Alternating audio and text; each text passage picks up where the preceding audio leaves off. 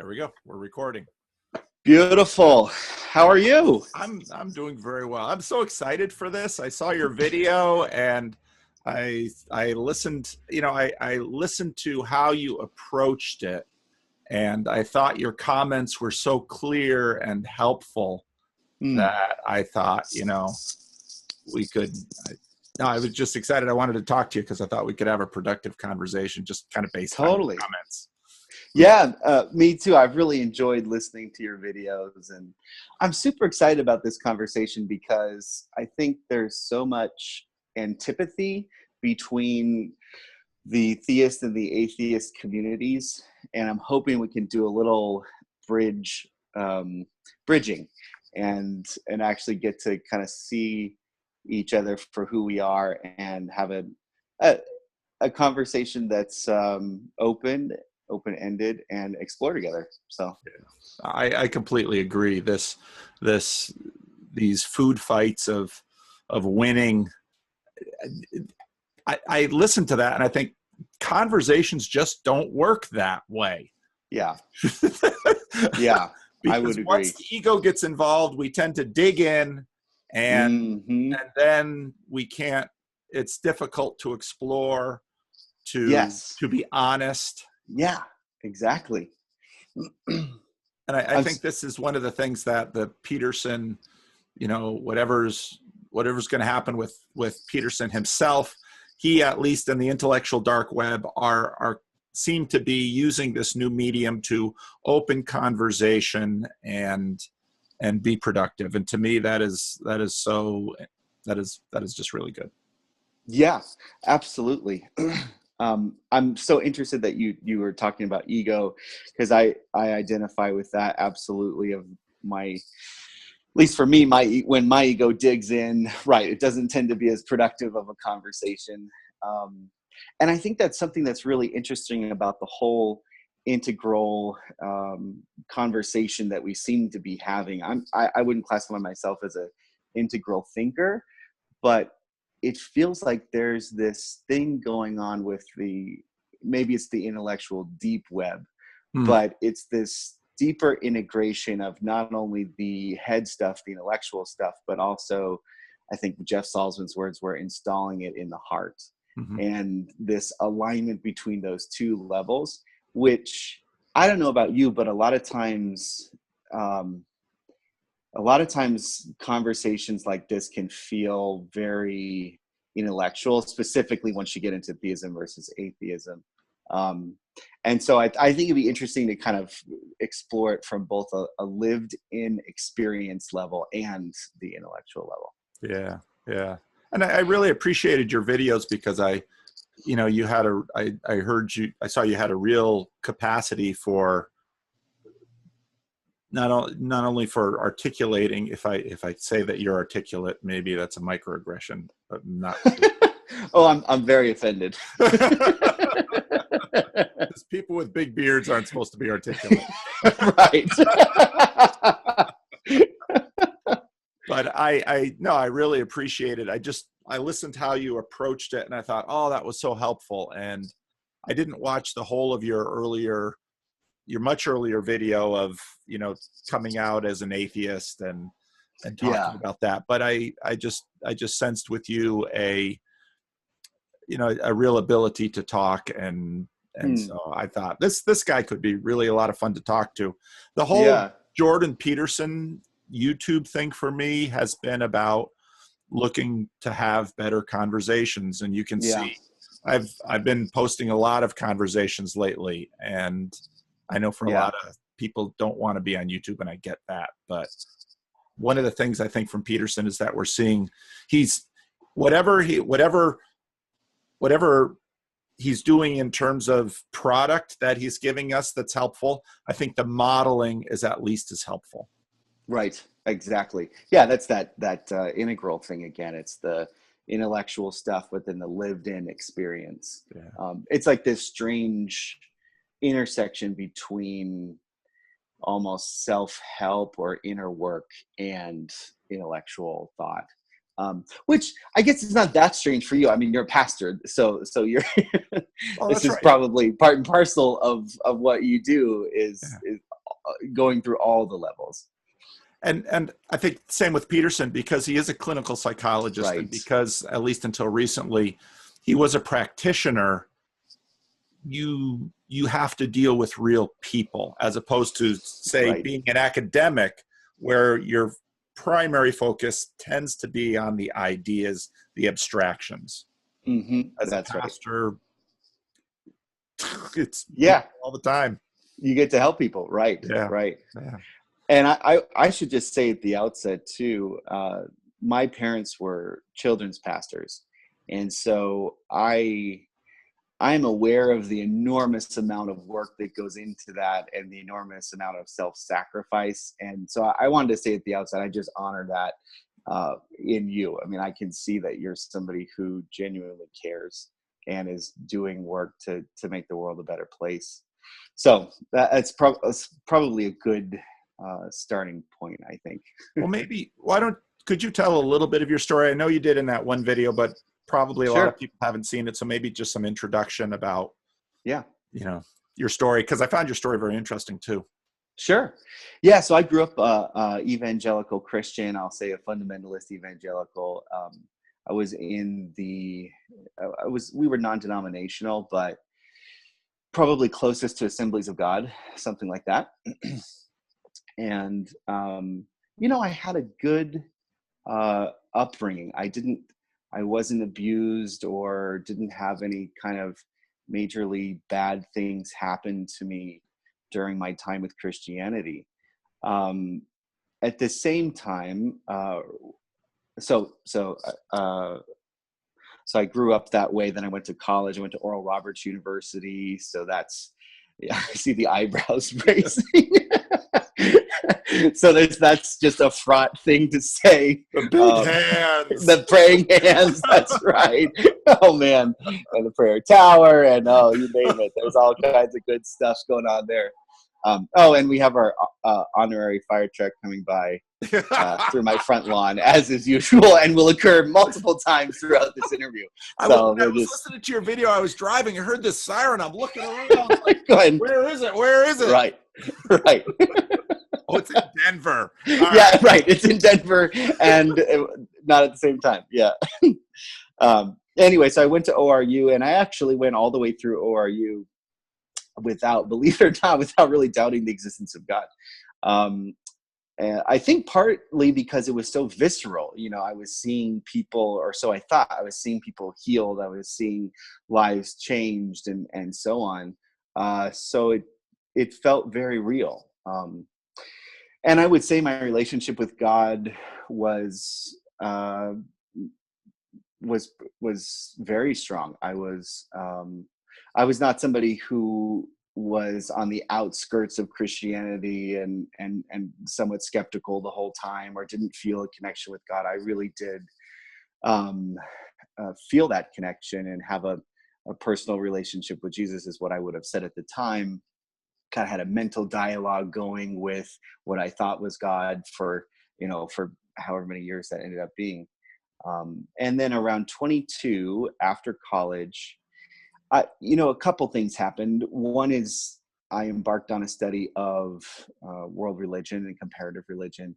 And that, for me, started to cast doubt on some of the fundamentalist ideas that I had held to be true. And so that was the intellectual side. And then looking back now, I can see there wasn't just an intellectual side. I think there was also a lived in experience that was problematic for me on Christianity. I think Christianity did not help me accept myself. It exacerbated problems with accepting myself. And so it didn't fit internally, and it started not to fit externally at some point, even though I did believe. But once it's actually Karen Armstrong's book, A History of God, which was kind of the last straw for me, when I saw that even the history of religious belief could be explained by natural causes. that was really the final straw for me of like, okay, well, really, then it looks to me like almost, or really everything can be explained by natural causes. So I just don't have a good reason to believe in the supernatural anymore. So, so I left the faith, which was a really hard decision. It was not something I wanted to do. It was not. I had no desire to become an atheist or something like that. It really felt like it almost was like I accidentally took off my glasses and realized the room is blue, not red, and everybody thinks it's red. And it was like, well, crap, I can't unsee this now. That's what it felt like. So then I plunged into really the darkest period of my life, kind of the dark night of the soul thing, and deep depression, and it just left an enormous void in my life to leave religion. And so not only um, did it take me away from my community and my family, but it left my worldview just totally in tatters. I really had no worldview. It was like, it wasn't as if I came to a new worldview so much as I came to the end of one. And so I really went on a tear of trying to understand this new world without Christianity. And so I studied ethics for a long time. That was really my first big question: is how can we ground ethics without God? And then meaning and purpose, that's taken longer. but um, but but I spent about a decade trying to fill that hole in that Christianity left with all different kinds of things, and not healthy things. A lot of drinking, a lot of smoking, a lot of I'll leave it there. And YouTube is not necessarily a great confessional. right. Yeah, I'll leave it there. But then a couple of years ago, I I really kind of turned down this path of inner work, and that was uh, it was right around the time that I discovered Jordan Peterson. It was also around the time that I discovered psychedelics, the Mankind Project, which is like a men's organization, um, therapy, and Landmark is another kind of organization that I um, became a part of for a little while. And so I embarked down this inner work journey, and I became, I think, more emotionally aware and more aware of my shadow and even what that meant, and not just in intellectual terms, but in lived-in terms. And uh, and I really came to a place where I started to be able to reclaim some of what or much of what I think I lost in Christianity, and actually to be able to reframe that story in a positive light, um, for my own benefit, I guess. And the way that I reframe that story is now, as a non-Christian, I don't convict myself of thought crime nearly as much. Mm, I'm able to accept even my shadow side, mm, and oh, sorry. and uh, and as a result, I feel more able to love myself. mm, And so that's been just an enormous gift, and an unexpected gift, mm, um, that came out of being a non-Christian, and one that was hard fought over a decade or so. mm. So then when I saw this intellectual dark or deep web conversation start to take shape, and the Jordan Peterson stuff start to take shape, I really wanted to be at pains to make a path forward for the conversation where I felt like we didn't lose what was fundamental to the Enlightenment, and for me the values that I took during that decade that were sort of hard won. Wanted to keep those and take the best of religion, because for me, when I look back at my religious experience, it isn't as if I look at that in a way that's totally derogatory or dismissive or deflationary. Hopefully, I think I do see the value of much of it. And I think as a society, we're still asking ourselves the question, what do we do after the death of God? How do we reclaim what seems to have been lost in that? So yeah, so that's what part of what motivated me putting out the videos, is trying to kind of clear a path forward, hope maybe with some terms where I think we can kind of slice the ham just right, so that the Jordan Petersons of the world can still reanimate religion, but that we don't have to give up, for me, what is the truth of naturalism. So yeah, so that's sort of how I landed at where I landed at. What about you? Would you mind giving me just a kind of a similar summary of like both your intellectual but also your lived in experience of what God has meant to you and what Christianity means to you? Well, I too grew up with Christian parents.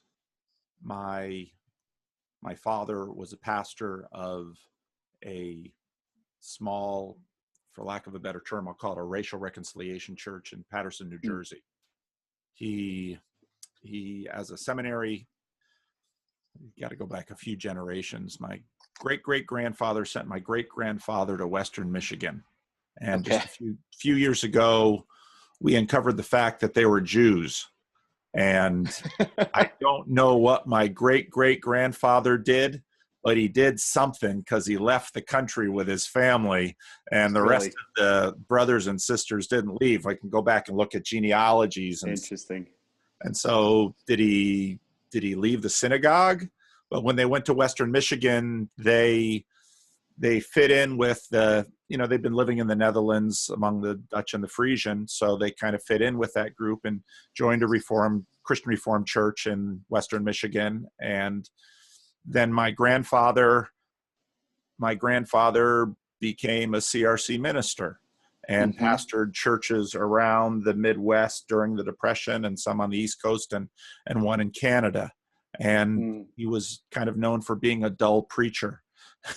One church, in fact, back in those days, you would just look for a minister who'd been someplace for a while and send them a letter of call, which is a request to come and work. And when my grandfather visited the church in Vermont, after listening to him preach, they wanted to uncall him, but he was so stubborn, he stayed. But they eventually grew to really love him, because it was his pastoral side that people really appreciated, his kindness and his ability to care for people.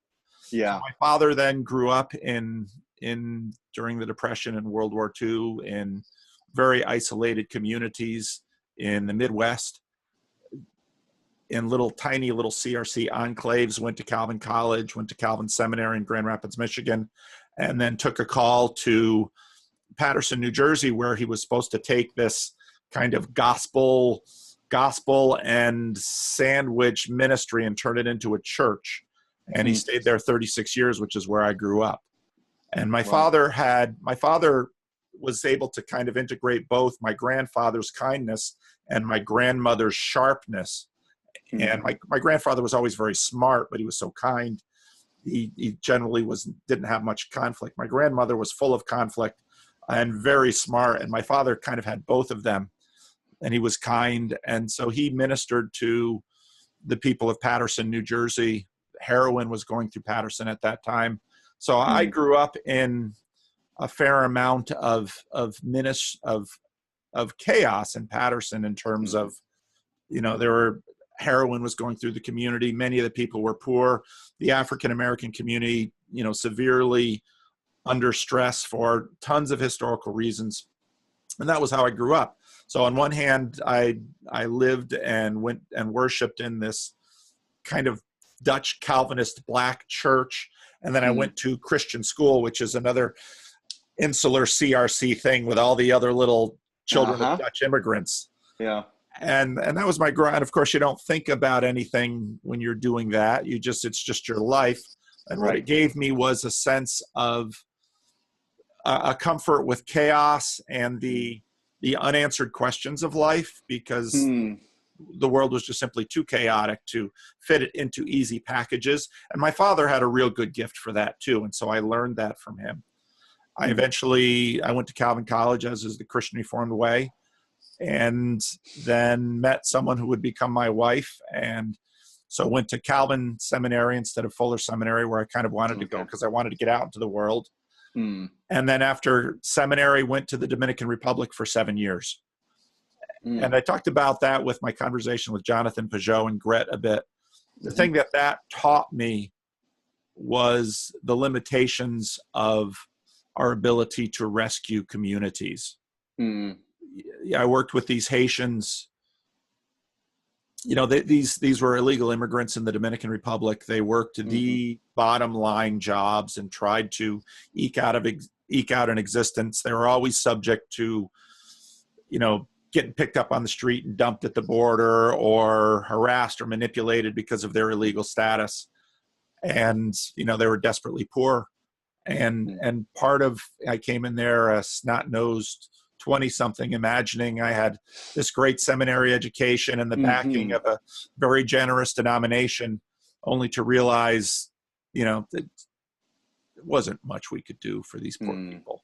And even the ways that they wanted to help us, we could see through the generations of dependence of such types of missionary work between guilt-ridden, wealthy North Americans and desperately poor people who lived on the island of Hispaniola, that so often a lot of the helping hurt. So, we left there mostly because of, it was better for the family. Oh, so you took your whole family there? Oh, yeah. Yeah. We went there, my wife and I. She was the one who really wanted to be a missionary. Her father was a missionary in Nigeria. So her first 6 years, she grew up in Nigeria. But we came back to North America and, had a lot of work to do in terms of myself and in terms of my marriage and in terms of my family. Had another kid. We were pregnant when we left. And then stayed a few months in Grand Rapids to kind of heal, and then decided to get back into ministry. I'd never wanted to be a local church pastor.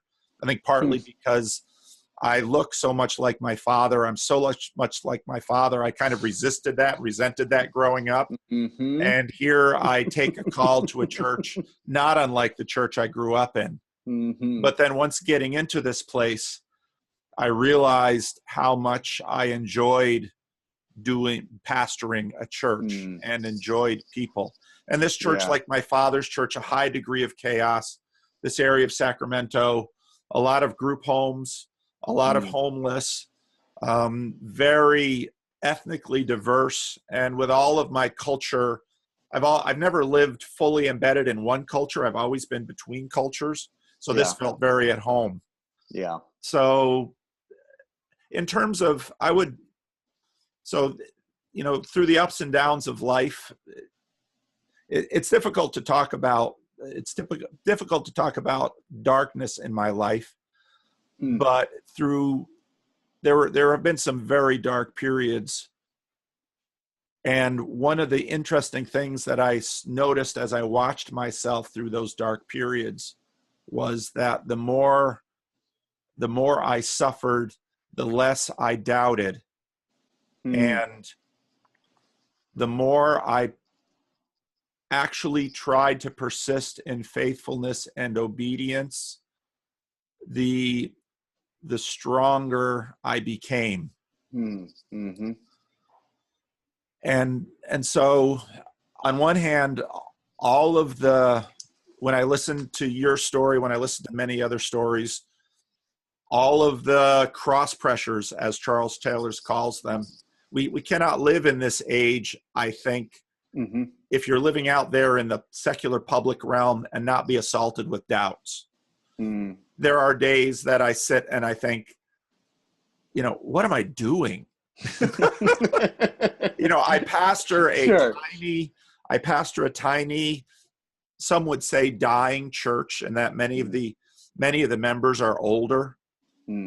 It's an extremely diverse church, ethnically diverse, wealth, education, it goes from PhD to people who are illiterate. It goes from millionaires to people who, don't have any money and live on the street. I mean, it's the whole realm. And and I look at my father pastored that little church in Patterson for 36 years, went on to pastor another church. In some ways, he could look back at his life and say, what have I accomplished? I never wrote a great book. I never pastored a big church, all those typical standards of meaning. But at the same time, you talk to him. I remember asking him, he was retired and he had 5 Bible studies going, and he was just always doing ministry. This is just what he did. Yeah, it was just in his blood. And said, Dad, what do you think? He says, I love it more than I ever did. And I think, wow, that's when you get into your 70s, right? That's what you want to say. That means something. Yeah. So on one hand, I completely respect people with stories like yours and skeptics and atheists who say, I just can't believe. I understand that because I feel that. But another part of me, I couldn't bear not living without a knowledge of God's capacity to redeem this world, which is, part of what I've always lived in. I've always lived in places with people who are just screwed. Yeah. If you're mentally ill, it's just going to be hard. It's a tough road. The Haitians, so many in the African American community, there's no hope that you're going to have the kind of life that gets projected to you through this industrial commercial complex that says the good life is, and it's on TV every day given to you. And these people, they will never, ever have that. And that's in the wealthiest, most stable situation that the world has ever seen, which is, the United States of America in many ways. Yeah. It's not the common story of chaos and instability and seemingly mindless, purposeless suffering that, if any type of looking at the scope of human history means, most people have lived that way. And so, you asked me one of the questions, what is God? And one of the things I thought of is that I had a lot of thoughts about that question, but one of the things I like that, and it's so fun talking to you because you know the Bible, at least to a certain degree. Yeah. I don't have to explain all of this, but when God shows up to Isaiah in the temple, he says, the seraphim says, holy, holy, holy is the Lord God Almighty. So holy, holy, holy as he is. We are not going to get our heads around God. It is something that we as human beings are not capable of capturing by virtue of our limitation. Yeah, it's ineffable. At the same time, the whole earth is full of his glory. And so on one hand, and you see this if you go to a undeveloped part of the world and live and work with desperately suffering poor people. Yeah. On one hand, on every measure that we tend to assume in our culture of what the good life is, they don't have.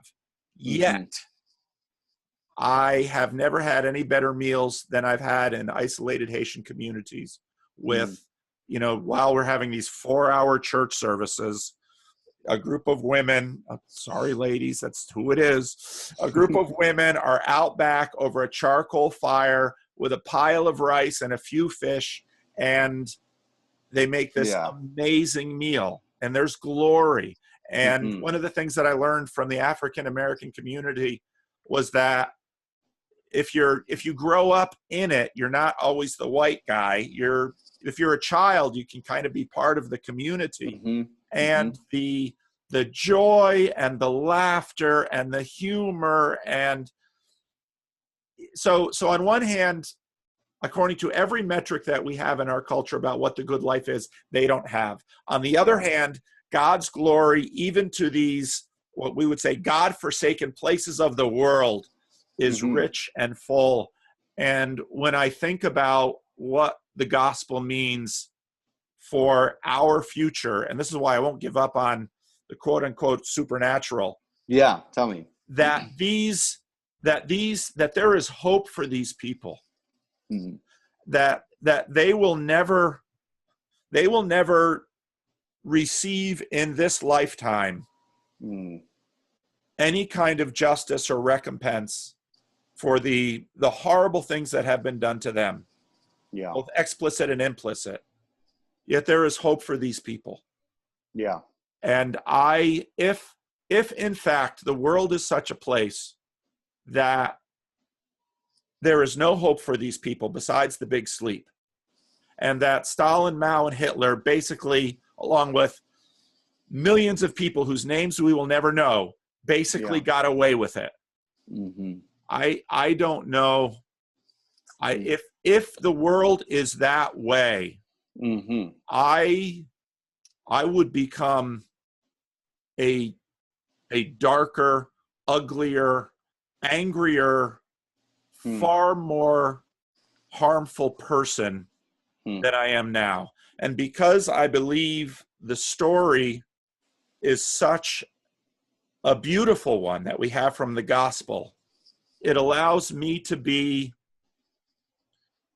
hopefully grace-filled, to love my neighbor all the way to my enemy.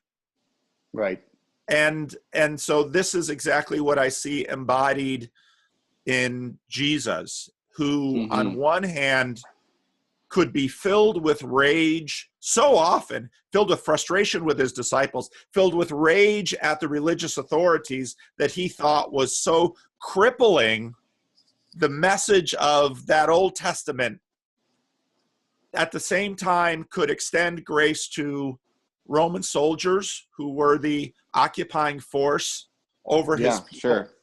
Could extend grace to tax collectors, and so then when Nicodemus comes to him at night, he's hard on Nicodemus, but who shows up at the end of the story, kind of being concerned about his status, but yet can't let Jesus go. And so, with Joseph of Arimathea, conspires to at least give him a decent burial. And so when I see Jesus, and when I see the world that the Bible tells me it really is more so than just the one we're living in right now, right, I wouldn't want to have any other way. Plus the fact, one last thing, and then I'll shut up because I talk too much. Plus the fact that if Sam Harris is right, I have no reason to buy what he says the world is. Which is, what do you think? Which is, if I don't see any ought in materialism. Okay, right. Yep. And so I think, okay, if the materialists are right, I'm going to continue to live in this religious fantasy, Right. Think of me what you want. But because I cannot stand to imagine that the glory of this world will not finally be fulfilled, and the sufferers of this world will not finally be redeemed, and the justices of this world will not finally be addressed. And all of this, the only way this could happen would be an absolutely perfect judge who is not biased. And I know we have questions about heaven and hell, but someone who could actually manage that perfectly. And only a holy, holy, holy God could do that. And so that's why I'm unwilling to, on one hand, deny all of the hard questions that the materialists have to bring, but at the same time, not deny the hope and the glory that I find in Christianity. Well said, Paul. And let me start off. There's a lot there, so I may not. I tried to take some notes on different points. I may not hit all of them, but but let me just start off by saying I feel the weight of that as well. I feel the weight of the injustices in the world. I feel the weight of, like you were talking about, those people with certain issues where they'll never have the good life, or the horrific suffering that occurs that is essentially pointless. I feel the weight of that. So I'll tell you two different pictures that I see that kind of emerge from the death of God, and the result of those. and maybe it'll kind of help us, or at least help me answer how I might think about some of these points that you've raised. So the first is, after Nietzsche proclaims the death of God in whatever it was, 1890 something, um, there's one picture that represents the almost like a Garden of Eden, where humanity was with God, things were harmonious and great in the garden, and then after the garden, we're now banished into this, basically this darkness. And that would certainly be the view, I think, of Dostoevsky. And I think when I left the faith, that was how I initially felt, was, oh my gosh, I'm out here in the world. And it turns out there isn't a supernatural God. There isn't this final judge. There isn't a foundation for morality outside of God. And so it's all, I basically started off as a nihilist. So I feel the weight of that. And it wasn't a fun place to be, I'll tell you. I can imagine. Right. But there's a second picture, which I think for me gradually emerged. And that second picture is the story of the Wizard of Oz. So, by the way, I'm totally just reading into the Wizard of Oz here. I don't think Frank Baum actually meant this when he wrote it. But this is the story of, Dorothy, who was at home and gets taken away from her home and looks around at this strange place and is trying to figure out how to get back home, and places her hopes on this quasi deity, the wizard, and finds this little band of misfits to help her, and they're all seeking courage, brains, and heart. And they go along this journey, and they encounter different things, they try different things, and finally they get to meet this great grand wizard. And they and Karen Armstrong was Toto for me, just pulling that curtain back like, oh crap, this is not as grand as I thought it was.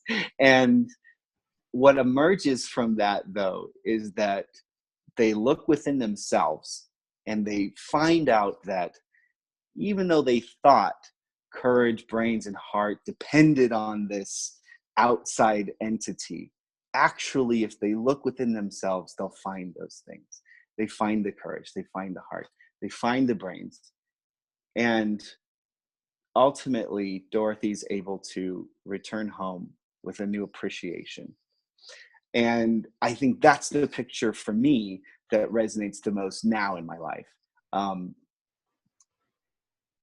I think if I was to put words or language around specifically what occurs after that second picture for me, it is, instead of a degeneration into nihilism on that kind of Garden of Eden view, it is a repolarization, I would say. So it's changing my thought process and my living process from counting on outside stuff to counting on inside stuff, and letting the inside world guide me. So specifically, and I heard you raise some questions about morality, justice, and so on. I might start with morality just very quickly.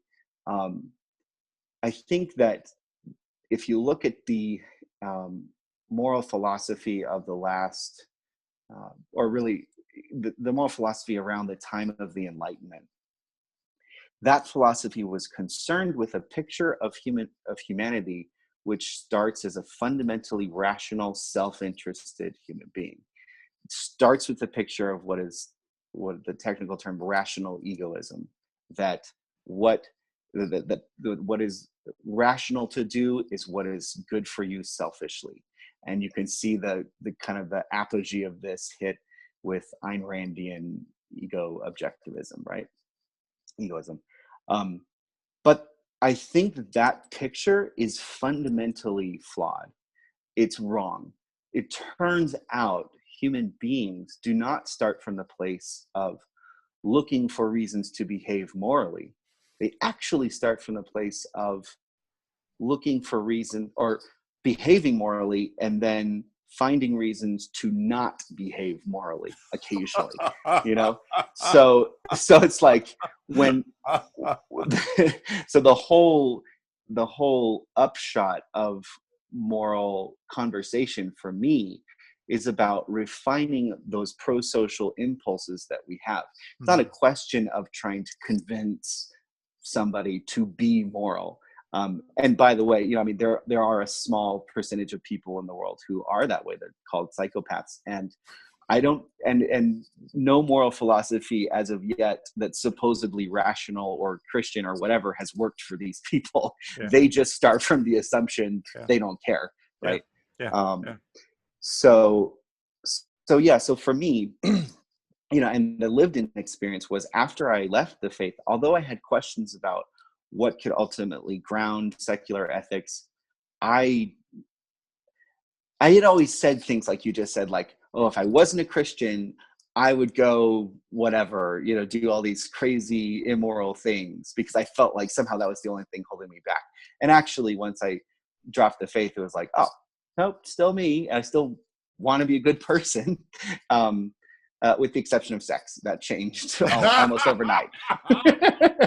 That's always the one. Yeah, it's always the one. That changed right away. But other than that, not stupid after all. Yeah, I mean,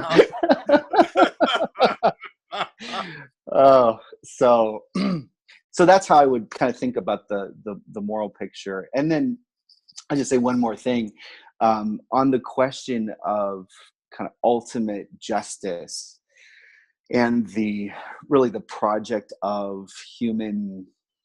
We could say politics in a much broader sense, not the kind of narrow antagonistic sense we think of it today. But in that sense, the human project, I think, again, it's this repolarization. So if we count on something outside of us to kind of rectify the picture of injustice which permeates our world, if we count on that on the outside, I think we lose something, because, or at least I would say, for me, it turned out when I didn't have that to count on, it actually put more of an emphasis on the now, more value on, gosh, what can we do? Because it turns out there is no afterlife that will fix these things for these people. It's actually important that we do something now, or nothing will get done. Yeah. And at the same time, it's like have you what it's like is like have you ever messed around with photography where you can change the trying to, I think it's is it the white balance? Is the way, but basically you can make the darks darker and the lights lighter. And if you take a picture, you can narrow the range of the colors, or you can widen the range of the colors. And it felt like, for me as an atheist, it widened the range. It was like the darks were darker because there is nothing at the end to make it better, but the lights were lighter. It was like, this is the now, and I can be fully present and experience something that's great right now in my life, and I'll never get to experience it again. I'll never get to be with this person after they die, but right now I'm with this person, and it's a fantastic thing. So that's kind of how it affected me. I can very much understand that.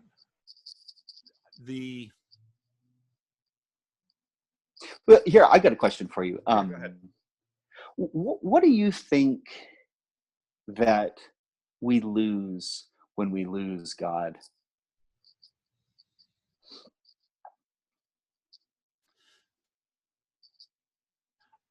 I think in some ways when a question like that arises, it illustrates what I think the contribution of Jordan Peterson is. Mm. I've been talking in some of my more recent videos about God aspect 1 and God aspect 2. I saw this. I was watching that last night. Yeah. And the reason I differentiate this now, I believe the Christian God has both of those aspects. Let me say Yeah. that on the bat. So I'm not talking one, this God or that God. But what has happened, I think, especially in evangelicalism, and this really came to the front in the 70s, and I think Chuck Colson's story is a great illustration of what happened, where I think Jordan Peterson is basically re-articulating what every person in the world knew before 1500, when God started to die. Yeah. And so what happened in late stage secularity, the fundamentalists, I mean, in a sense, their plight got so desperate that they doubled down on God aspect 2. Right. At the expense of God aspect 1. Mm-hmm.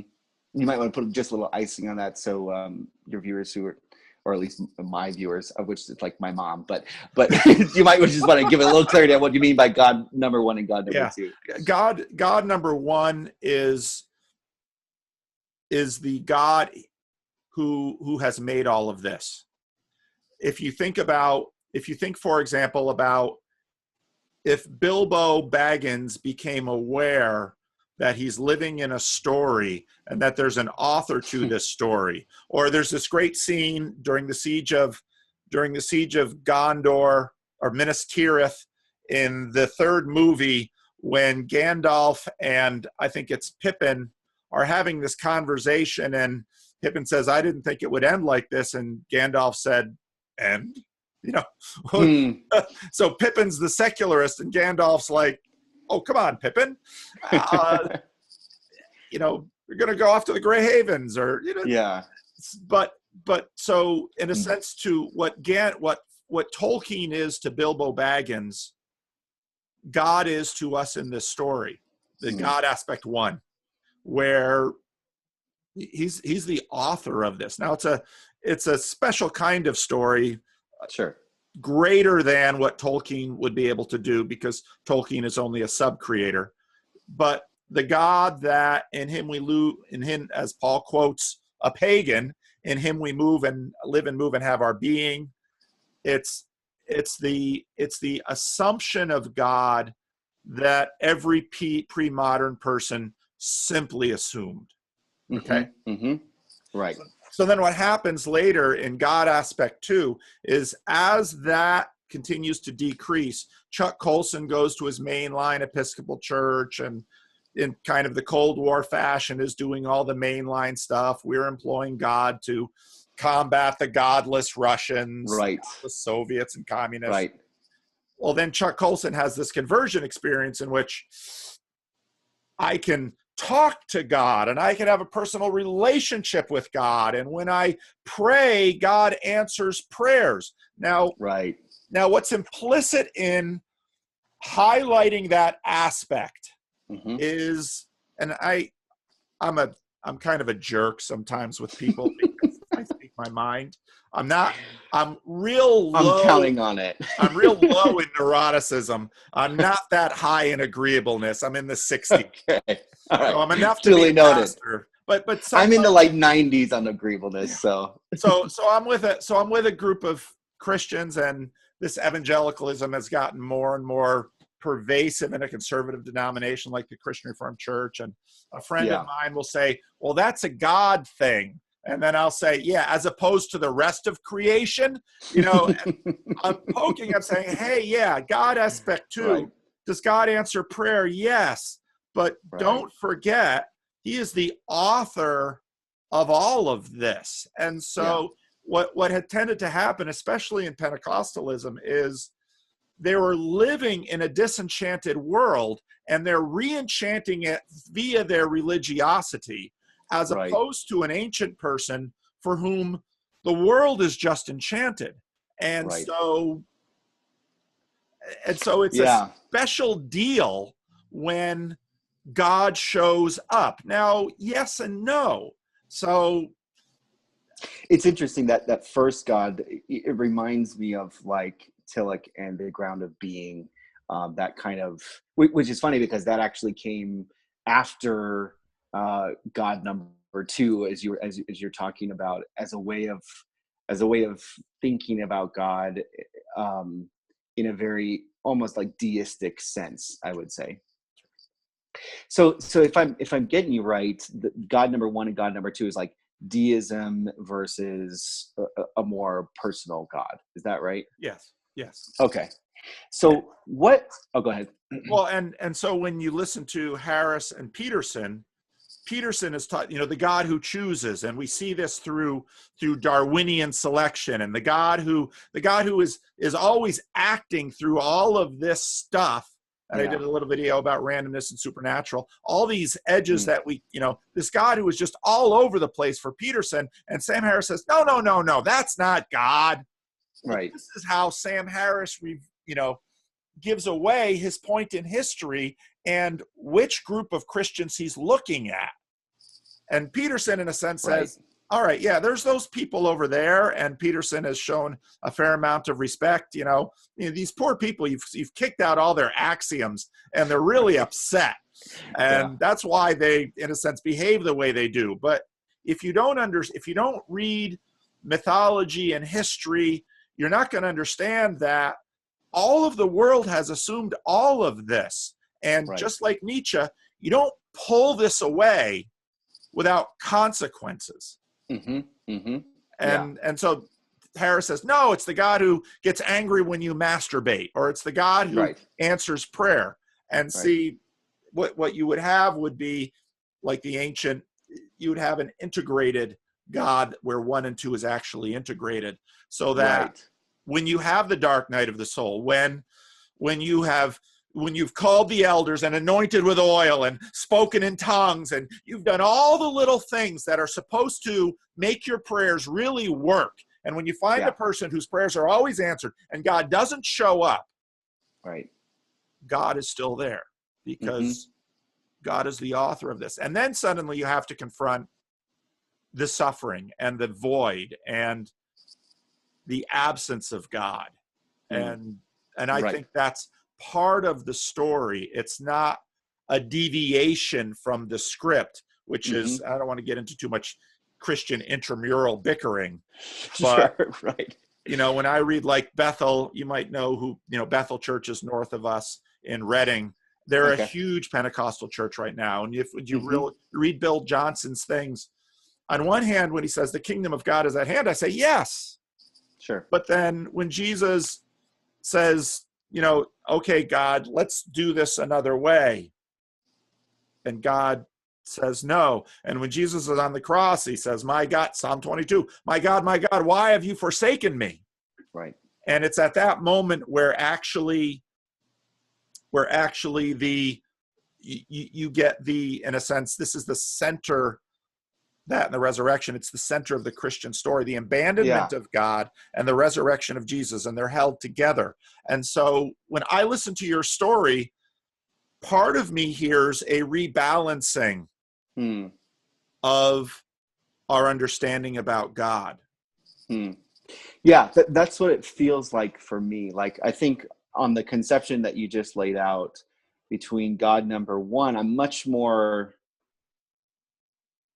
willing to say, um, if we use if we use God language, I'm okay with thinking of roughly of God number one. That, because to me, there's no personal deity there. There is it's something that is impersonal, and to me, that just feels right. But it's number two. It's the personal God that doesn't feel. Uh, I see the value of it, but I think that that's the God I don't think we can accept if we accept in some of the enlightenment, specifically the scientific revolution. Do you mind if I kind of give a quick bullet points for what No, the, no, go ahead.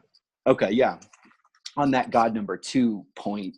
Um, uh, there's a book written by Gregory Dawes. It's called Theism and Explanation.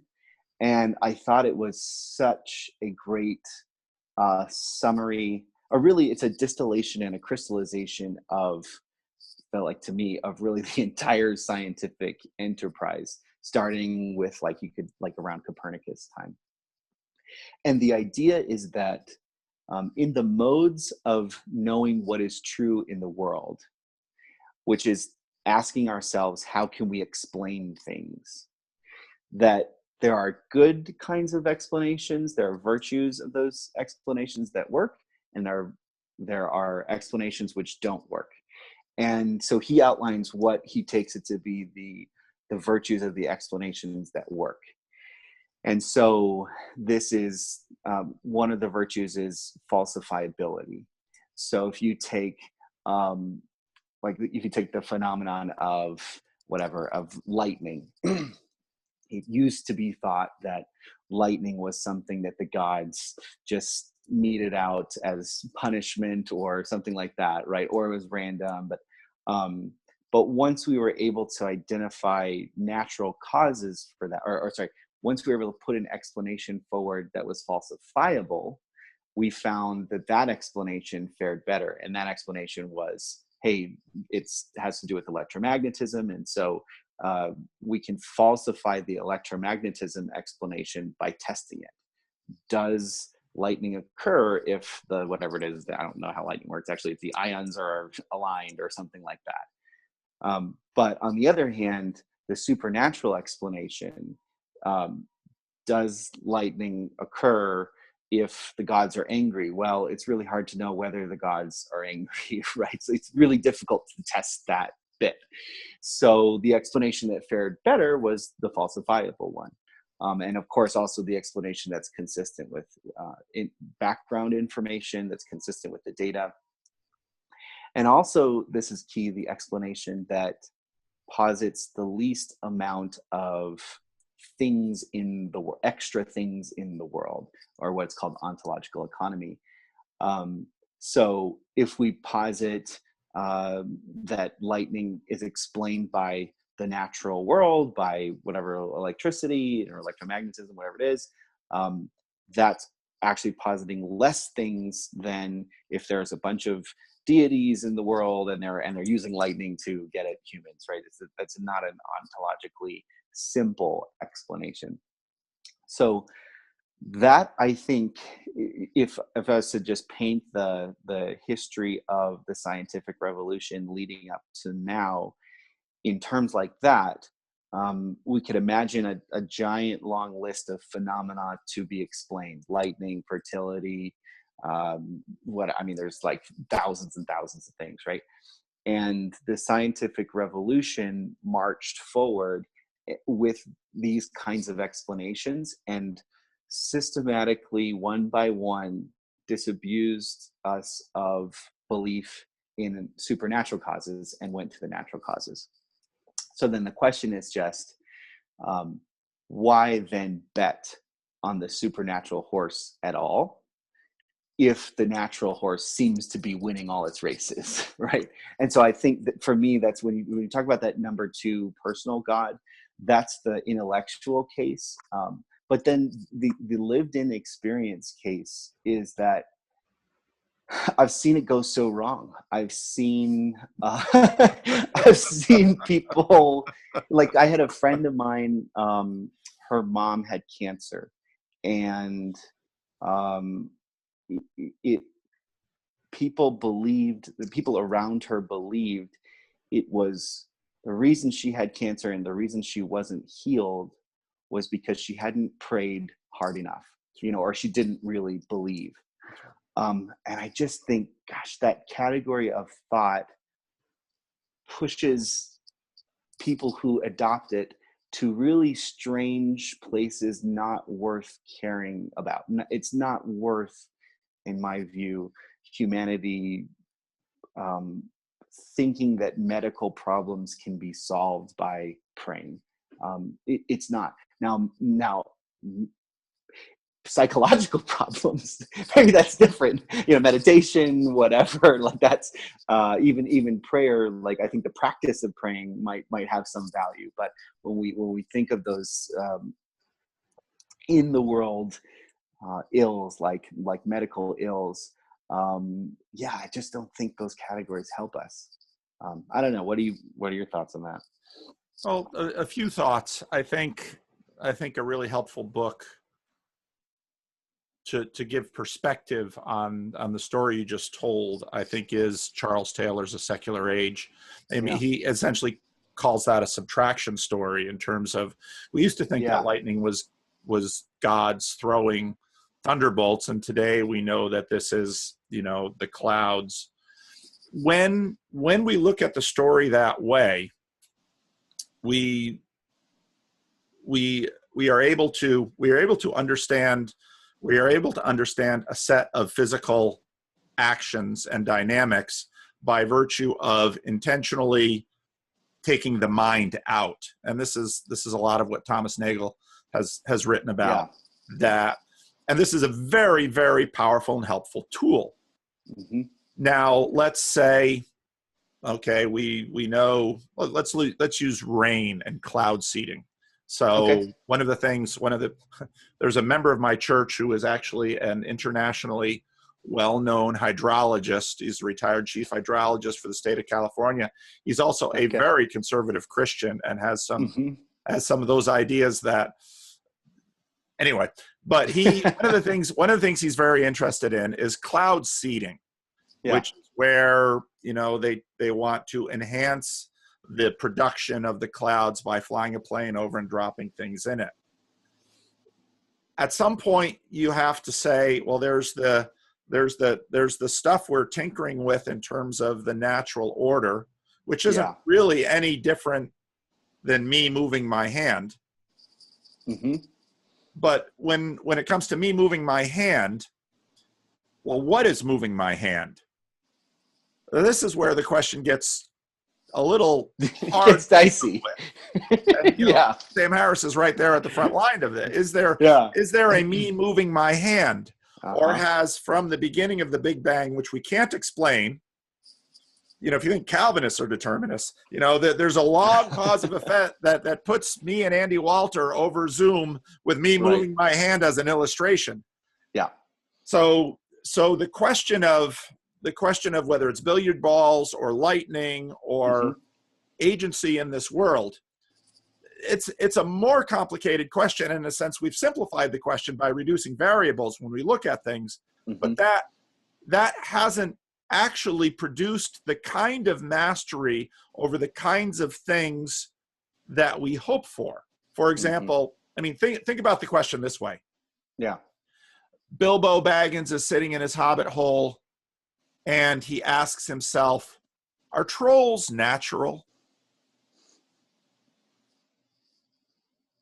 Well, trolls seem to do what trolls seem to do, and you want to catch them in the sunlight so that they can turn to stone, and so on and so forth. The story from The Hobbit. Yeah. But natural, in a sense, and this is part of Charles Taylor's point, there's this intermediate phase that Charles Taylor calls providential deism, where we kind of separated God from the mechanics. And I think that was a helpful phase. And there were a bunch of people like Newton that were working on this. He was also working on alchemy, and he also had some rather strange and heretical very Christian bizarre ideas. Views.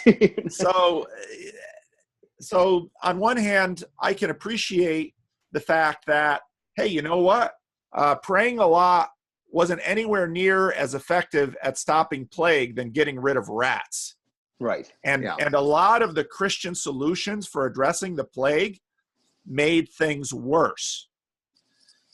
Here's the problem. Like come to church and pray together. Well, that's right. Well, Well, and also for a while, the problem are the cats and the dogs. And so they got rid of the cats and the dogs. And what that meant was that the rat population increased and the plague got worse. Right. So on one hand, we shouldn't discount or dismiss the capacity that we have shown to engage what C.S. Lewis would call nature for outcomes we desire. Mm-hmm. That's a blessed thing. Right. But that practice isn't fundamentally different from pre-scientific practices, which was, well, if I disagree with the guy next door, I'm going to take some poison and kill him, or take a knife and stab him. Mm-hmm. We haven't actually changed the story. We've just created much more, we've just have much better mastery over the systems. Mm-hmm. And I think, you mean we haven't changed like the human impulses? that's right. Right. And I think actually, or I might say we haven't changed the shadow, but right. Yeah. Or, well, think about, say, read. So there's this great place in the book of Samuel where Jonathan and his sword bearer have found a group of Philistines, and he kind of has an idea for a daring, raid to try and trick them. And the way he talks about God is, let's do this. And who knows? God might be able to save. Right. There's always a sense in the Bible of God is that which we cannot have instrumental, that we cannot be instrumental over, but yet he is the range of possibilities. Yeah. And to me, that doesn't discount any of the processes that we can now engage with. They to me are fundamentally the same as my mind moving my hands. And the irony is, we are not, we can talk about neurons and how these mechanisms work, but right.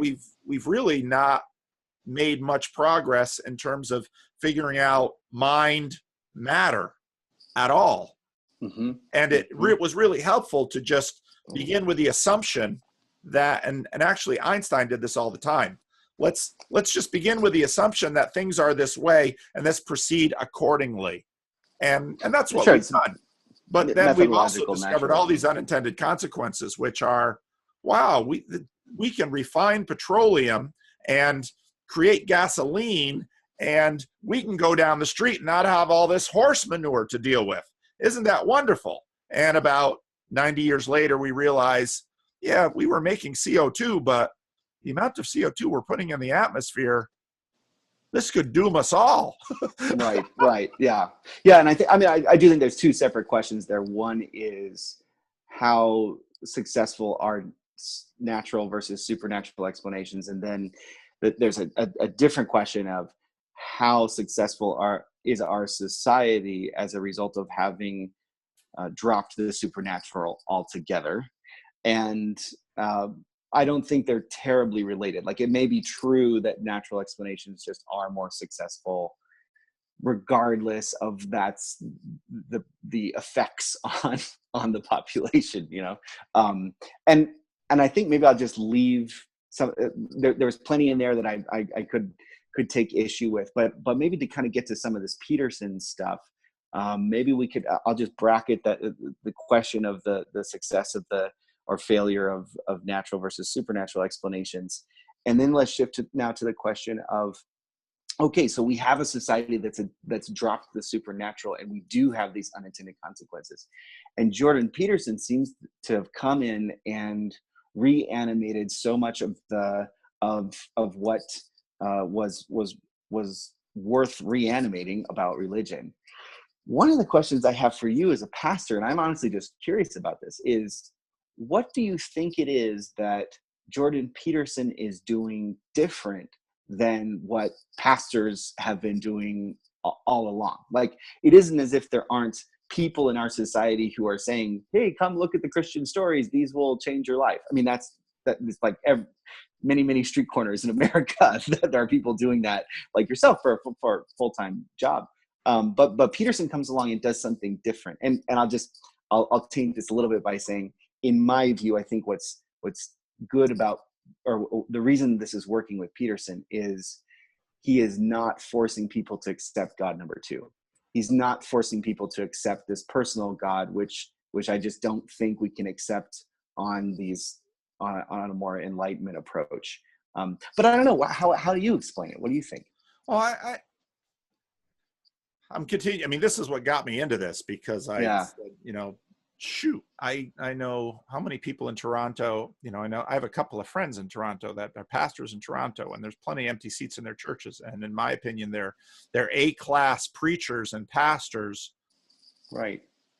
That they're not turning the world upside down. And here comes Right. this professor of psychology at University of Toronto, and he's selling out this Bader Theater, and he's rambling about the Bible, and he, with all due respect, he's coming at the Bible in a different way. And he totally is. And the main part of what has been the conversations about the Bible, he's relatively uninformed in. And that's which is so hilarious, isn't it? Like, I know you're saying longer, but just to pause here, I think it's so funny to watch Peterson, because he's so against postmodernism, and yet the one of the biggest critiques from postmodernism is you can read almost anything you want to into a story, and it looks to me that's exactly what he's doing with all these biblical stories, and to me, that's okay, because it's still interesting. Like, I think his mind is interesting, and I want to know how it works. I think it was Nietzsche who said something like, philosophies are really nothing more than, the thoughts of philosophers. Like, it's watching somebody kind of plumb into the depths of their psyche. That's what a philosophy is. And to me, that's what Jordan Peterson is doing. Like, I've heard preachers preach wildly different messages from the same passages that he's using, but it's just interesting to me to know what would happen if you put a clinical psychologist in front of the biblical text and said go. It's interesting. I think so. The story you just told, the subtraction story, has been a very successful story. Yeah. And in fact, so many people, and many of the people I'm talking to, so now the more and more people I talk to that find me because of my videos, so on and so forth, the patterns begin to emerge. Yeah. And the patterns have been, I grew up in the church, or I didn't grow up with any religion at all, and I got to a point, and I went to university, and I found out that there are these explanations for physical things that we used to attribute to the gods. And now here's the thing that we don't often say: we have a degree of control and prediction about them.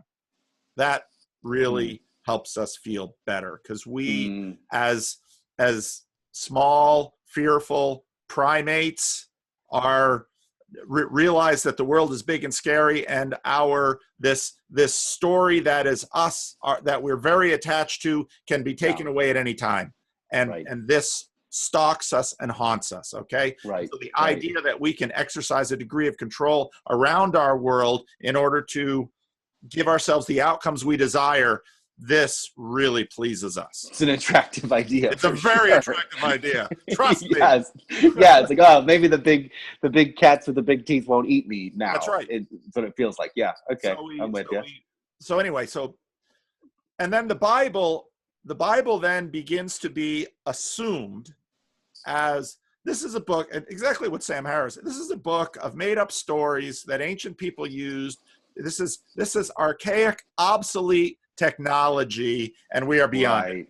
Now, it's kind of hand waving. That telling of the story, there's a large degree of hubris, of pride, some huge assumptions, but basically the idea is that, those stories might be interesting, but as I said before, by the 1860s, a good number of the church began to read the Bible and say, it's good for morals, but not good for science or history. Mm-hmm.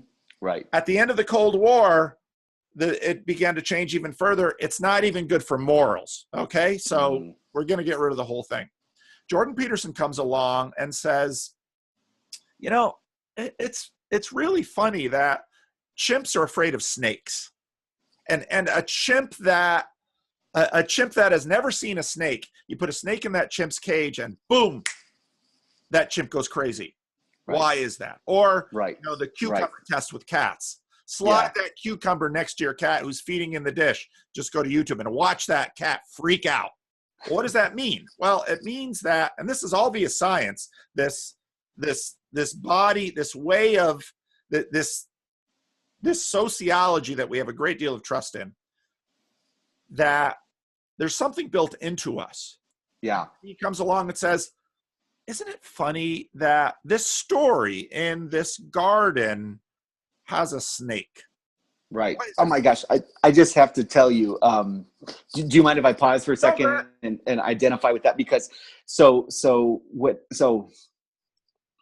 let me back up. Ayahuasca. Have you heard of it? Yeah. Right. Okay. So it's the big one. It's Yeah. like the most powerful hallucinogenic on the planet. I started with ayahuasca. That was my first ever anything. And so it's like, and the first uh, image that came to me on that experience was a snake. And it was this giant red snake that like could have filled a football field. And I mean, the whole experience was just so profound and mind blowing. I didn't know what to make of it afterwards, and it took me like a couple months to even really kind of integrate it at all. But a couple months later, I was at this art film, and it's called El Abrazo del Serpiente. And see, and because you speak Spanish, you know where the story is going. And Yeah. so, but I didn't even put it together. And so watching this art film, and it's all in black and white until the very end, where there's this moment and this guy goes on a trip and it becomes all color. And just in the first few seconds, I knew, oh, this is DMT, which is the chemical agent in ayahuasca. This is what this guy's experiencing. And it turns out that is what the story was based around. And the symbolism in the movie had all of this snake stuff. And then I went back and I realized, I looked online, it's actually quite common for people who do DMT to have an experience of a serpent, which was mind-blowing to me because I had no dog in that fight. I had no desire to see a snake, no interest, nothing. It was just like this more or less came out of my like deep in my psyche or something. So that is that Jordan Peterson thing of like, or it's the Jungian thing really, like these archetypes are embedded way down into your psyche. And I think that's part of what he's doing, is helping people get down into that realm. And that's really what the mythological stuff does, in my view, is it anchors just way deeper in our psychology than like the rationalism of Harris, Well, this is exactly right. And so when he says this story and everybody hears this story, they're like, and so, well, what this does is we begin to say, well, what he does when he does his biblical lectures is he practices, I think, one of his primary messages, which is that, okay, so we have this subtraction story. The subtraction story is about 160, 170 years old, 300 years old, if we go back to some of the early adopters, that basically said, okay, well, this is how we can get a handle on our world and control our world to achieve for ourselves the outcomes we desire. Okay? So there's the personal motivation in this. But psychology, how old is psychology? 20th century, end of the 19th century. It's not very old. All this stuff that we know from medicine, few decades old. Right. And then the more, the deeper we start getting into these very young sciences, we begin to realize, maybe drawing all these conclusions from studies done at mostly white students in American universities wasn't exactly a good idea for a sample. Right. Yeah. Maybe humans are so complex. So that's okay. So then we're going to do samples in other countries. Well, that's fine. But we're still doing samples in 2018. Well, how do we know what someone in 1750 thought? Well, that doesn't matter because they're okay. But now suddenly what's exposed is our bias regarding what a human being is. And the deeper our knowledge penetrates, the more we realize that there is a significant difference between someone in 2018 and someone in 1750. Well, how about 1500? What about 1250? And then you start going. And so in a sense, what Peterson says is that the only way we can really orient ourselves, let's assume the secular paradigm. So we have to orient ourselves within the iron box of secularity. There's no God to tell us anything new, okay? Let's assume that. Yeah. So how should then we orient ourselves? Well, Right. we're going to use science. Okay, we're going to use science. But science is only this old, and all of science's data has been enormously selective. And Right. even the way the clouds work in 2018, we've been changing the clouds since the Industrial Revolution. And we know this because of tree samples and ice cores. So how did the clouds work before the vapor trails were over, that we suddenly in 9/11 realized, oh, all those vapor trails, they're doing something. I mean, we don't know enough to know how we've been changing the world. So then Peterson comes along, and let's use this hypothesis that we can all agree we will know more if we expand the data set. Yeah, we wish we had a data set that went back further and that was more Sure. broad. So Peterson basically says, okay, well, instead of hoping for the data we don't have, let's look at the data we do have. And you might say, well, we got these old stories, but they're not data. Peterson basically says, what if they are? Right. Right. And then in the Yeah. biblical series, he says, why is there a snake in the garden? Psychologically, if I look at this story like from a psychologist, and then what he what then he communicates under the surface is there's truth in these stories. Right. Right. Yeah. And there's fundamental psychological realities which these stories speak to and animate, and it's no accident that they remained popular, right? We can put icing on that and say, well, maybe some of them were just sort of tag-alongs to bigger stories and actually doesn't matter, whatever. But in general, yeah, I think that's totally valid from a psychological standpoint, because so I'm a programmer, or I used to be a programmer for many years, and for me it feels like we're gradually working out the machinery that we're running on, the hardware, the software, and it's we haven't figured we figured out like some of the hardware, like that bit is fairly straightforward, but we still haven't figured out all the hardware, the brain. I mean, there's a Well, lot not of even the hardware there brain, we the don't even know. body.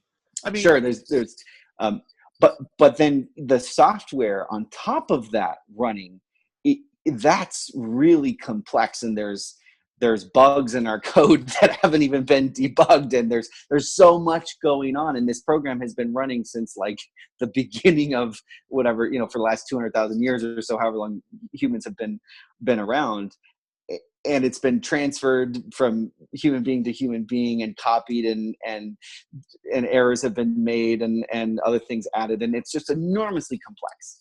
And so even as if I was a materialist, I could say, I think I probably am. Even as a materialist, I could say there is still space for looking at these biblical stories as an effective way of cutting through, as kind of a shortcut to cutting through human psychology to stuff that we know that works.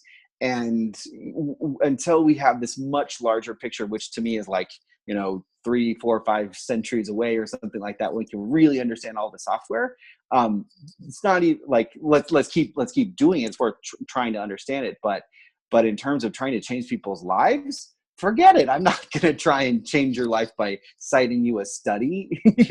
That there's no way that would work.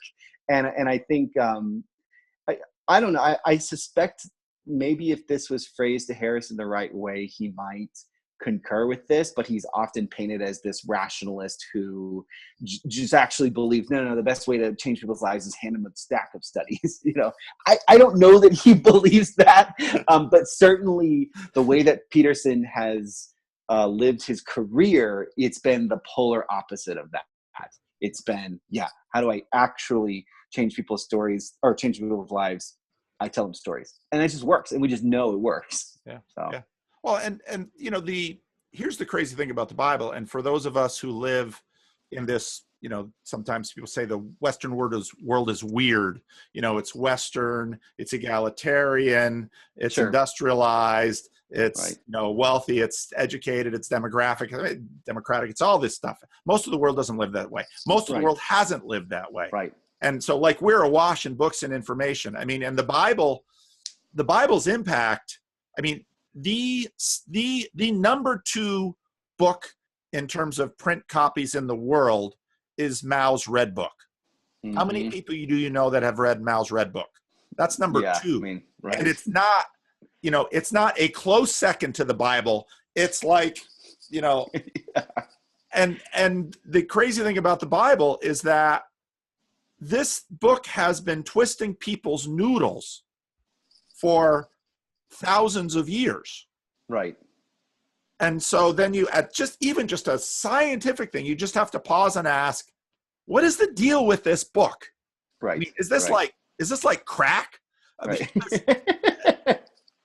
Yeah, it's a really interesting. We could even go one layer deeper than that and say, okay, so if this book is so popular, but really it's just a Christian message, and so what about the Christian message is so fundamental to human psychology that it works?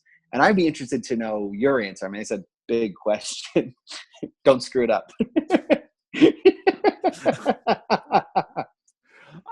I would push back and say it's the book, because so what happens, so missionaries went out and we're going to spread Christianity, but the Christianity they tried to spread was obviously deeply contextualized within their culture and filled with their culture.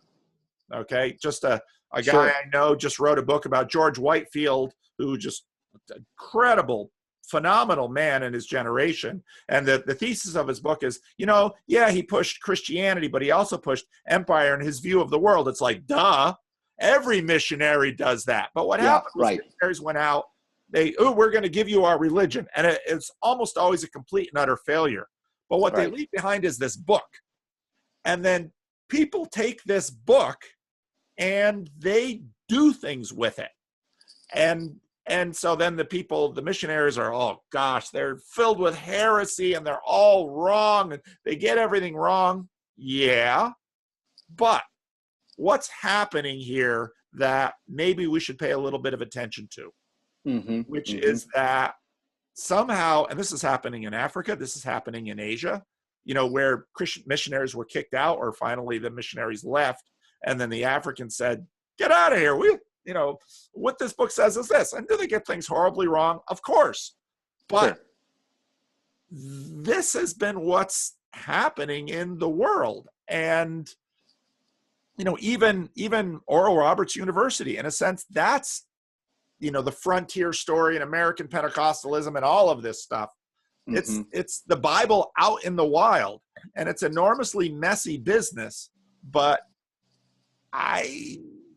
and then what kind of emerges from this again and again and again are elements of Christianity and its story, but it also engages with, it seems, has a capacity to engage with every culture we've known in this world in a way that on one hand produces some unique things, usually some troubling and disturbing things, but also some other things that hold in common with the much longer narrative.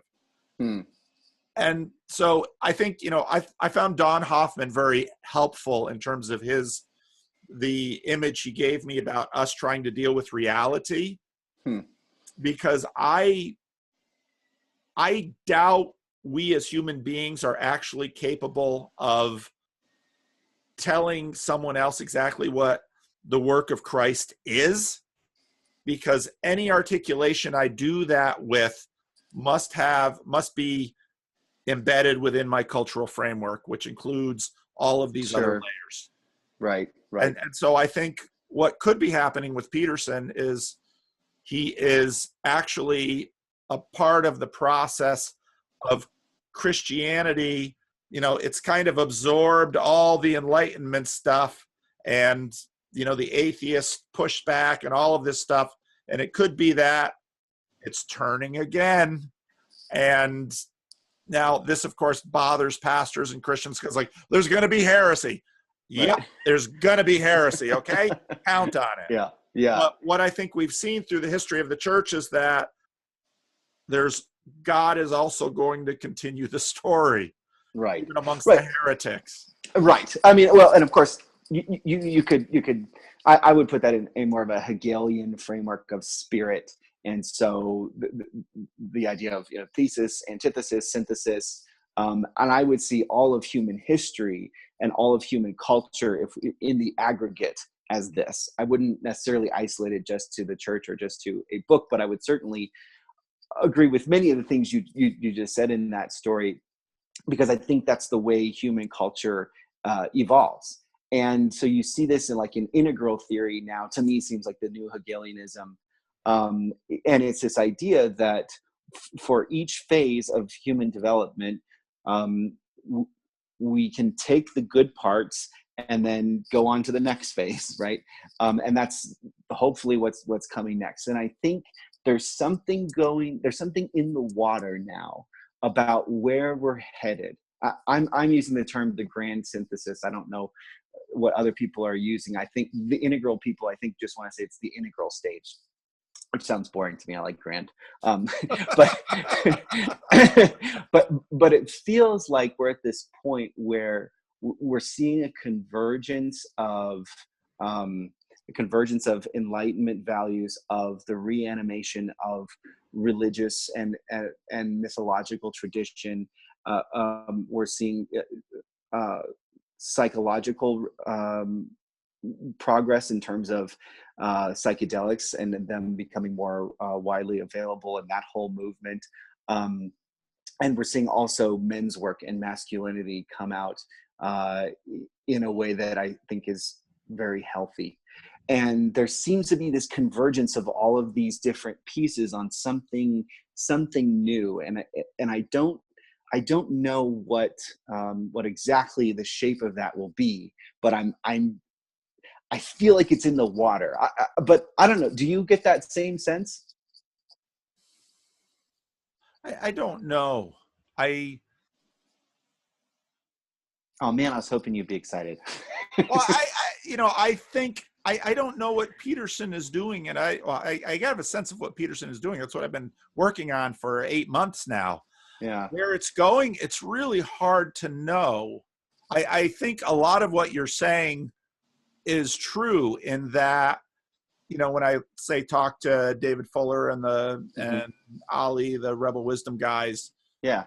and have them, they visit my church and they listen to my sermon and they say, oh, that's a really interesting idea. And I think, well, are you just being kind because, preachers feel insecure about their sermons, or, did you really find something interesting? And if so, what? I think it could be that maybe so let's assume, so you decide you're going to leave the faith, and of course that's hard on your parents and it's hard on you, and so you go through a process. Then at some point you come out of it and your parents are willing to, are ready to engage with you, and your mom still watches your video, and however that goes. Great. There's a when you emerge from something, there's this kind of a shock period where everyone is kind of tense and sore, and your skin is inflamed. But then things start to settle down, and now we can actually have a conversation. And when I listen to you now, I think we're getting to the point that, maybe, we're getting to the point now that we can have this conversation again, and we can have it. You're not afraid that the church is going to burn you at the stake. That's a good thing. Right. And now maybe I'm a little bit more afraid that the atheists are going to burn me at the stake. And we're not going to burn you at the stake. I agree. We have a club meetings and everything, and it's been outlawed. So no, good. Yeah. So maybe now, because we don't have these imbalances of the fact that, the Peace of Augsburg, Christianity gets wedded with the civil structures, and that caused a world of their own problems. So we're at a point now where maybe we can have some productive conversations. And I think Peterson is modeling that. And Peterson, I understand why Peterson scares Sam Harris. Yeah. And he should. Because Peterson is basically saying to Sam Harris, you haven't read enough. Right. You haven't the story. fully appreciated God number one. Mm-hmm. And Mm-hmm. what Right. happens when you take him out. Right. And I think also Peterson is right that I've said for a long time, the culture war we're having in the West right now is a Christendom civil war. Mm-hmm. And they may not be in church, but they've been deeply formed by Christianity. But Christianity, as expressed in the West, has been deeply formed by all kinds of other things too. So we have a capacity to talk together. And where this goes now, obviously, as a Christian, I have eschatology in my background, Mm-hmm. but Mm-hmm. Christianity hasn't worked through a consensus on eschatology like it has on Christology. You know, Is it Sure. post-mill? Is it a-mill? Is it pre-mill? Dispensational? I mean, all of that stuff is in the water amongst Christians. So I Yeah. agree with you in that I think we're at a point now where we're not as reactive as we were, and we can sit down and have a productive conversation, and we can look at some things and not. Yeah. And I think what we're doing today is part of that. Yeah, I think so. Yeah. And it's, another thing is, it's right now in our society, it feels like to interact with somebody who disagrees with you is to somehow have made some kind of moral failing. It's like you can't go across the aisle. If you're a liberal, you can't talk to Republicans. Republican vice versa, because those people are evil, or we demonize them. And we've lost this like public square where we can say, even if we disagree about maybe even some fundamental things, how can we still move forward as human beings living in community and make the world better for everyone? And that sense seems to have been lost, but yet in this kind of IDW space, it does feel like we're reclaiming some of that, to be able to have these conversations in a civil way, and hopefully in a productive way, without having to demonize the other side. Right. And I'm just so thankful that this kind of movement, or whatever we're calling it, has taken shape, because I spent most of my life around people that are now on the total polar opposite of the spectrum for me. And I know that these are good people. These are my parents who are working in Alaska at the Salvation Army, with the homeless and with the drug addicts, and they're making the world a better place in their own way. And yeah, I don't agree with everything, but these are not terrible people. And I just feel like as human beings, we've somehow entered this highly polarized space, and it feels so good to pull back from that and be able to genuinely connect. Yeah. So, and I should say we should probably get going, so we might consider leaving it there.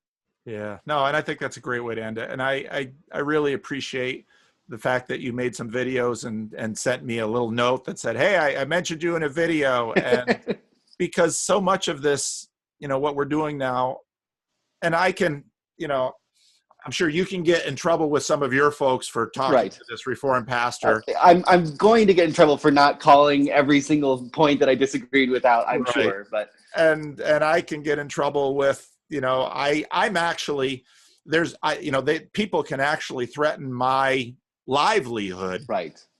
By listening to me talk, and if I don't say things in the right way. Right. But I want to take that risk. And what again, it blows my mind that what Jordan Peterson has facilitated, at least in my little corner of the world, is that twice a month I get together with 15 to 25 people from radically different backgrounds, and we talk about what we think the world is like. And there are atheists, and there are, some people who grew up in the Middle East, and we're able to sit in a room and have these conversations, which all of us are finding productive and meaningful. And to me, as a Christian minister, who I'll put my cards on the table, I want to evangelize people. I want people to become Christian. And if I want people to give it up, I totally get that. We can be adults and understand this, but where we can speak freely with each other and be able to, and of course, this has always been the case, just like you said, you and your parents. You're You're dead to me. I Right. don't think your parents said that. No, they didn't. No, And no. God bless them for that, because some Right. parents do. Yeah. So Yeah.